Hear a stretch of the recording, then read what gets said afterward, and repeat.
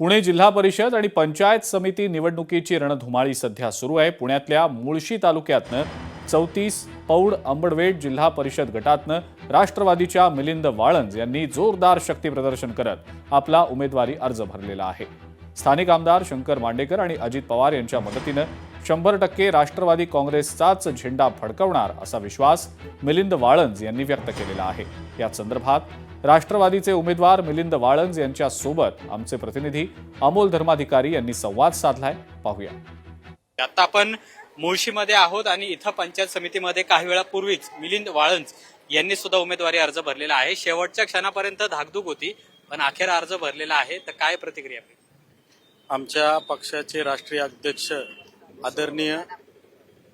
आदरणीय श्री अजितदादा पवार साहेब, तसेच महाराष्ट्र राज्याचे लाडके मुख्यमंत्री आदरणीय अजितदादा पवार साहेब, तसेच आमच्या इथले लोकप्रिय आमदार श्री शंकर भाऊ मांडेकर साहेब यांनी जो माझ्यावरती विश्वास दाखवला त्याबद्दल मी सर्वप्रथम त्यांचा आभारी आहे। माझे वडील हे गेले 40 वर्ष राष्ट्रवादी पक्षाची, विशेषतः अजितदादांची एकनिष्ठ राहिलेले आहेत आणि निस्वार्थपणे या पक्षाचं काम करत आलेले आहेत। आणि आज खऱ्या अर्थाने या पक्षाने एक सामान्य कार्यकर्त्याला किंवा एखाद्या सामान्य कार्यकर्त्याला च्या घराला न्याय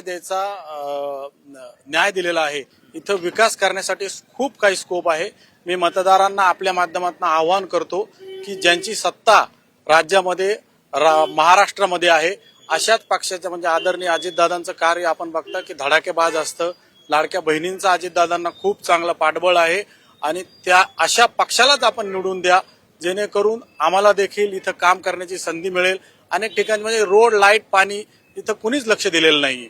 आता शंकर भाऊंच्या माध्यमातून अनेक कामांचा शुभारंभ झालेला आहे आणि माझ्यासारखा युवकाला, उच्च शिक्षित माणसाला जर आपण निवडून दिलं तर 100% शंकर भाऊंचा असतील किंवा आमच्या राष्ट्रवादी पक्षाचे हात मजबूत करण्यासाठी आम्ही नक्कीच प्रयत्न करू असं मला वाटतं।